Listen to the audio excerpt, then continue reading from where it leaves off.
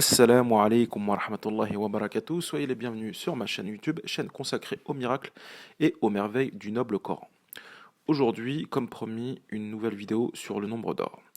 Si vous avez vu la précédente vidéo, vous savez que la suite de Fibonacci est liée au nombre d'or. Si vous ne l'avez pas vue ou que vous ignorez de quoi il s'agit, arrêtez-vous là et regardez la précédente vidéo sur le nombre d'or. Le lien s'affiche en haut de votre écran. La sourate qui va attirer notre attention est la sourate 55, Ar-Rahman, le tout miséricordieux. Et c'est plus précisément son titre ainsi que son numéro qui seront le centre de notre attention. Première chose à remarquer, c'est que 55 est un nombre de Fibonacci. Comme toujours, n'hésitez pas à vérifier cette information sur Internet, vous n'en serez que plus convaincu. Ensuite, quand on analyse les lettres du titre de cette sourate, Ar-Rahman, le tout miséricordieux, il en ressort la chose suivante. Alif est la première lettre de l'alphabet, Lam est la 23e, Ra est la 10e, Ha est la 6e, Mim est la 24e et Nun est la 25e. Quand on additionne tous ces nombres ensemble, on obtient 89. Et il se trouve que 89 est un nombre de Fibonacci, tout comme 55. La suite de Fibonacci, comme vous le savez, est rattachée au nombre d'or. Et le rapport de deux nombres de Fibonacci consécutifs, rapport du plus grand sur le plus petit, donne le nombre d'or lorsque l'on tend vers l'infini. Le nombre d'or ayant un nombre de décimales infini, c'est-à-dire un nombre de chiffres après la virgule infinie, on ne peut pas l'écrire entièrement, si ce n'est sous forme de fraction, donc 1 plus racine carrée de 5, le tout divisé par 2. La valeur qui est donc communément écrite est 1,618. Justement, le rapport de 89 sur 55 donne 1,618. Subhanallah. J'aimerais ajouter un détail qui a son importance. Le nombre d'or est à la base de ce qu'on appelle la beauté mesurée. En d'autres termes, les belles choses sont reliées au nombre d'or. Ce nombre est en effet très présent dans la nature, la création. Je vous laisse regarder sur Internet, vous trouverez beaucoup de choses sur ce sujet. Ce qu'il y a d'intéressant, c'est qu'il y a un verset qui se répète beaucoup de fois dans cette sourate 55 et qui dit « Lequel donc des bienfaits de votre Seigneur nierez-vous » ou selon une autre traduction « Laquelle des merveilles de ton Seigneur peux-tu nier » Une merveille, un bienfait sous-tend la notion de beauté. D'ailleurs, Allah parle beaucoup de beauté dans cette sourate, notamment dans les versets 56, 58, 70 et 76.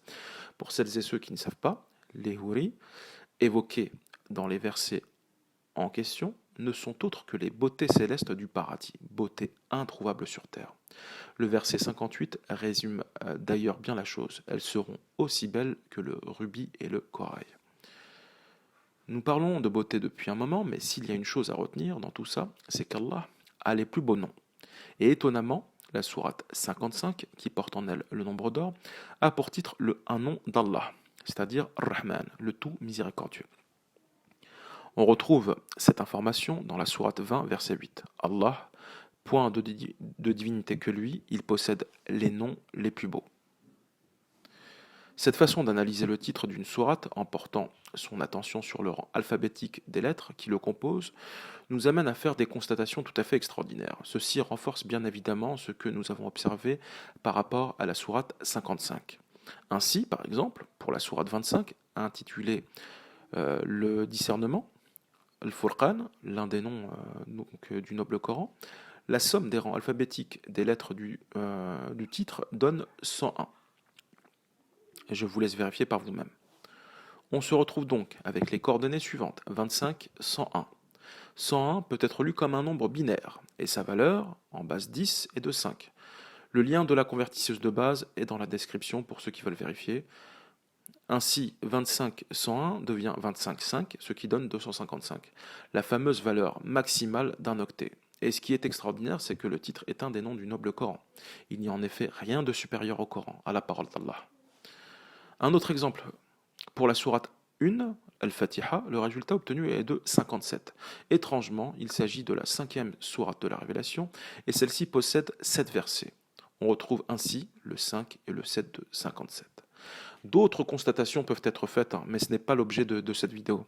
Il s'agissait juste pour moi de vous dire qu'il se cache quelque chose dans le titre de chaque sourate et que le nombre d'or que l'on retrouve dans la sourate 55 est tout sauf un hasard, bien entendu, subhanallah. Comme d'habitude, n'hésitez pas à vous abonner, à partager et surtout à liker cette vidéo. C'est vraiment important pour avoir le plus de visibilité possible sur YouTube. Assalamu alaikum wa rahmatullahi wa barakatuh.